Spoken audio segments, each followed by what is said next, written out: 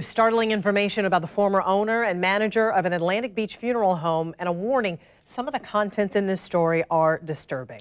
The I-Team has discovered 5 bodies. Not just one had been left so long without being cremated that they began to rot. We first learned this was a problem in July when a state inspector discovered Burton Acker's maggot-infested body in a broken refrigerator at First Coast Funeral Home. But now investigator Jennifer Waugh has confirmed with the state office that regulates funeral homes that bodies had been decaying there for months. It's heartbreaking.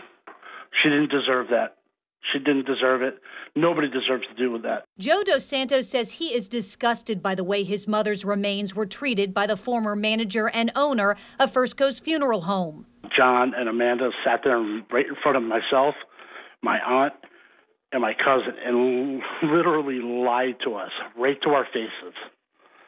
You know, we trusted them with our loved ones' remains, and this is what happens.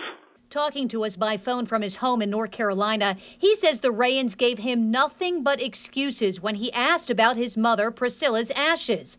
It took nearly 5 weeks to cremate her, a process that shouldn't take more than a week. We've now discovered at that same time, Karen Hawkins' body was also at the funeral home, rotting inside the same broken refrigerator. State inspectors confirm she wasn't cremated right away either, even though she had paid for the service months before her death. And it happened again the following month to Tina D'Alessandro's father. She asked we not show his picture, but told us last May that she and her mother couldn't get a straight answer from John Rayan about why it was taking so long to get his ashes. And the 5th body to decay at the funeral home was a local man whose family is still so upset they asked that we not identify him.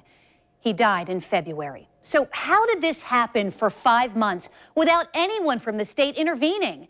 Well, it appears that no one raised any red flags when an inspector showed up for an unannounced inspection and couldn't get in. In fact, no one answered the door or the phone at the funeral home, so the inspector left.